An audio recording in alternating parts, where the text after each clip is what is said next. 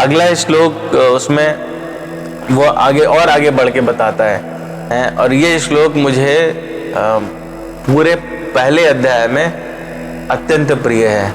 हम लोग अभी देखेंगे इस श्लोक की विलक्षणता क्या है। अन्ये च बहवः शूरा मदर्थे त्यक्त जीविताः नाना शस्त्र प्रहरणाः सर्वे युद्ध विशारदाः। हम लोग इसको रिपीट कर लेते हैं। अन्ये च बहवः शूरा मदर्थे त्यक्त जीविताः नाना शस्त्र प्रेरणाः सर्वे युद्ध विशारदाः। अन्ये च बहवः शूरा मदर्थे त्यक्त जीविताः नाना शस्त्र प्रेरणाः सर्वे युद्ध विशारदाः। अन्य मतलब अन्य सब, च मतलब भी, बहवः मतलब अनेक, मतलब ये तो हमने गिना दिए, 7 नाम उसे गिनाए हैं। और इनके अलावा आप कह रहे हैं कि इनके अलावा भी बहुत सारे लोग हैं। शूरा मतलब महायोद्धा, मत मेरे लिए, त्यक्त जीविता अपने जीवन का बलिदान करने को जो तत्पर हो, नाना शस्त्र प्रहरणा मतलब बहुत ही अलग अलग टाइप के शस्त्रों से सुसज्जित हैं। और सर्वे सभी युद्ध में विशारदा, युद्ध कौशल में जो लोग निपुण हैं, तो ये कह रहा है कि यहाँ हमारे पक्ष में अनेक महायोद्धा हैं जो मेरे लिए अपने जीवन का बलिदान करने के लिए तत्पर हैं। वो युद्ध कौशल में पूर्णतया निपुण और विविध प्रकार के शस्त्रों से सुसज्जित भी हैं। तो ना तो किसी प्रकार से हमारे पास अस्त्र शस्त्र की कमी है और ना ही शौर्य की कमी है। तो दोनों ही चीजें हमारे पास में प्रचुर मात्रा में उपलब्ध हैं, ये कह रहा है वो। तो अभी उसने बोला अन्य च बहवा, तो इसमें किसके तरफ इशारा कर रहा है जिनका नाम उसने नहीं लिया है। तो जिनके पौत्र थे भूरिश्रवा, बालीक भी हैं, शल्य हैं, भगदत्त हैं, जयद्रथ हैं, ये लोग शूरवीर महारथी थे। और जो कह रहा है कि अन्य च बहवा शूरा मदर थे त्यक्त जीविता, और ये कैसे है, ये मेरे लिए, मदर थे मेरे अर्थ में, मेरे लिए अपना जीवन त्याग करने के लिए तैयार हैं। तो मेरी विजय के लिए भले ही मर जाएं पर युद्ध से हटेंगे नहीं। और आगे ये भी कह रहा है कि नाना शस्त्र सर्वे युद्ध विशारदा, मतलब अलग अलग प्रकार की युद्ध कौशल में, अलग अलग प्रकार के शस्त्र चलाने में ये लोग निपुण हैं। तो ये तलवार, गदा, त्रिशूल, बाण, धनुष बाण इत्यादि मतलब सभी कुछ चला सकते हैं। और किस तरह से युद्ध करना चाहिए ये उस चीज में पारंगत लोग हैं। तो हमको इस तरह से वो इंश्योर भी करना चाहता है। शुरू के श्लोक देखे तो उसने 17 महारथी या अतिरथियों के नाम गिनाए थे पांडवों की सेना में। तो ये मतलब अब उसकी सेना भी तो पीछे सुन रही है, लोग डिमोरलाइज नहीं हो जाए। और द्रोणाचार्य जी को यह भी जताना है कि आपके अलावा भी लोग हैं। तो वो 7 लोगों के नाम प्रकट में गिनाता है और बाकी को कहता है और भी लोग हैं जो मेरे लिए मरने कटने। मतलब ऐसा नहीं कि आप अगर डर जाओ, आप किनारे हो जाओ तो कुछ कमी पड़ जाएगी, पर यह है कि आप चुन लो, अब टाइम आएगा। मेरे पास तो 11 अक्षौहिणी है, इतनी बड़ी सेना है और जीतना तो मुझे ही है। और मेरे पास में युद्ध में विजय होने के लिए क्या क्या है। तो उसने बताया कि वो सारे लोग, मतलब 2 चिरंजीवी हैं मेरे उसमें जो सेनापति का काम कर सकते हैं।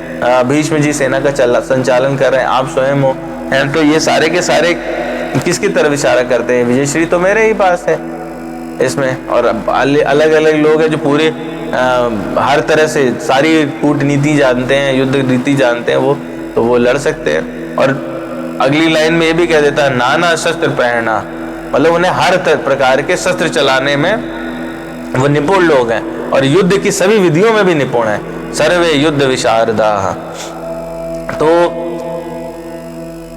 वो ये शब्द जो है यहाँ पर मदर थे हैं, तो मैंने इनको कोशिश की कि डिवाइड करने के लिए। अन्य च बहवा मतलब बहुत से लोग हैं, अन्य लोग भी हैं, है ना। तो ये बताना चाहता है कि ऐसा नहीं है कि मैंने जो ये गिनाए और आप, और भी बहुत सारे लोग हैं। शूरा यानी सारे के सारे शूरवीर हैं, क्षत्रिय कुल में उत्पन्न और क्षत्रिय गुण से युक्त लोग हैं। ठीक है, भगवत गीता में जब हम लोग पढ़ेंगे तो 18वें अध्याय में क्षत्रियों के क्या क्या गुण होते हैं, 5 प्रकार के गुण बताए गए, तो वो सारे गुण से युक्त है। और फिर कहता है मदर्थे त्यक्त जीविता, ये शब्द मुझे बड़ा ही प्रिय लगता है, मदर्थे त्यक्त जीविता। मदर्थे मतलब मेरे लिए, ठीक है। तो अगर हम लोग देखें तो इसको मोटा मोटा वो हमको सिखा भी रहा है। द्रोणाचार्य से तो जो उसने कहा वो कह ही दिया, लेकिन वो हमको सिखा रहा है कि अन्य चा बहवा, अन्य बहुत से लोग हैं जो अपने को शूरवीर समझते हैं।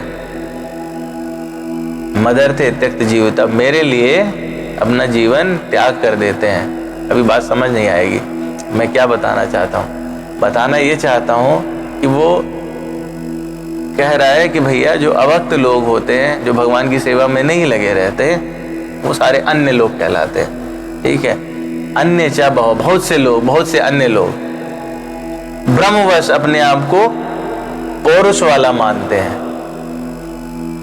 और चूंकि दुर्योधन जो है वो क्या है, कली अवतार है।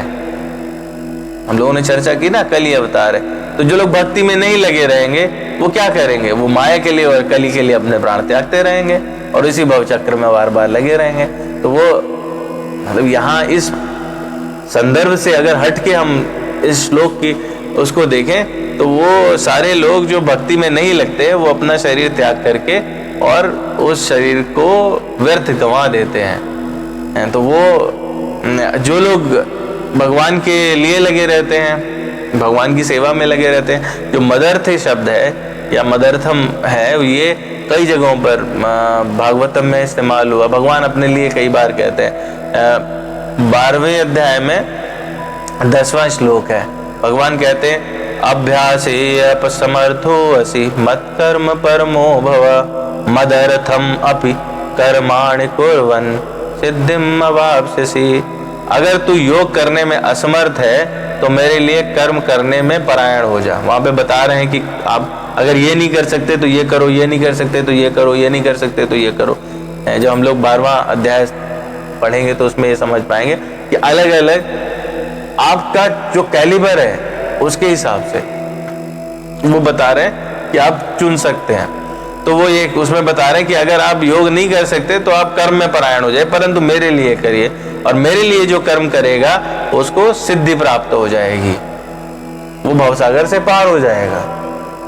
तो वहां मदर्थे शब्द जो है या मदर्थम है, भगवान के अर्थ के लिए जो कार्य करता है उसको क्या मिलता है, भवसागर से पार हो जाता है, वो जीवन मरण के चक्र से मुक्त हो जाता है और उसका जो जीवन त्यागना होता है वो सार्थक हो जाता है। और यहाँ पर रावण के इसके दुर्योधन के साथ में क्या है, दुर्योधन के साथ में है कि जो लोग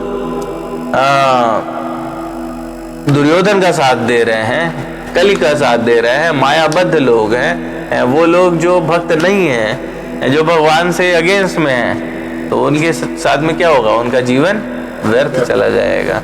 ठीक है, तो मुझे इसलिए लगता है इस मतलब इस श्लोक को ऐसा अर्थ कहीं दिया नहीं है, बट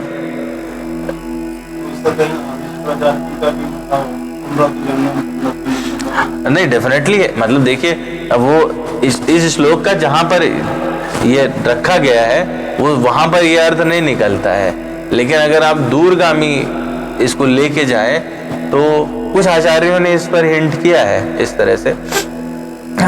शंकराचार्य जी ने तो इस पर भाष्य ही नहीं लिखा, पहला अध्याय उनके भगवद गीता में है नहीं।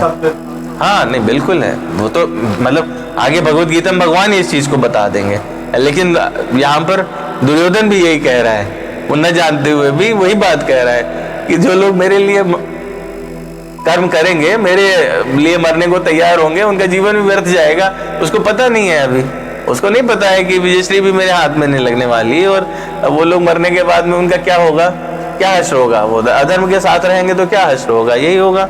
ठीक है, तो इसलिए जो मेरे लिए मरने को तैयार होगा उसका यही चीज रहेगा। तो इसमें हम लोग देखें तो 3 अलग अलग कैटेगरीज हैं, दुर्योधन, अर्जुन और भगवान। तीनों का अलग अलग वक्तव्य है। अर्जुन का वक्तव्य इसे प्रथम अध्याय में आखिर में मिल जाएगा। तो दुर्योधन यहाँ पे क्या कह रहे हैं कि मेरे लिए यानी इंद्रिय तृप्ति के लिए, दुर्योधन मोह और लोभ की का भी एक पर्यायवाची है। तो जो लोग लोभ और मोह में फंस करके कार्य करते हैं उनका भी क्या होगा, वो आखिरकार वो शोषण करने वालों से शोषित रहेंगे, तो पूरा जीवन वो शोषण में बिताएंगे और उसके बाद उनका जीवन व्यर्थ हो जाएगा। तो मदर्थे त्यक्त जीविता हो जाएंगे वो। अर्जुन की जो थॉट है वो डिफरेंट है। अर्जुन का विचार है कि सामने जो लोग हैं ये मेरे द्वारा मार दिए जाएंगे। आखिर में विषाद होगा ना तो ये बोलेगा मेरे कारण मार दिए जाएंगे, इसके कारण वो दुखी हो जाता है। तो दुर्योधन को देखे तो दुर्योधन प्रसन्न हो रहा है कि लोग मेरे लिए मरने को तैयार हैं। अर्जुन दुखी हो रहा है कि मेरे कारण मरने को तैयार है। और भगवान जो है वो तो समावस्था में रहते हैं। तो भगवान क्या कह रहे हैं कि सारे मुक्त हो जाएंगे। जो मेरे लिए कर्म करेगा, मेरे कर्मों में रत होकर के अपना जीवन देगा, वो लास्ट में मुक्त हो जाएगा।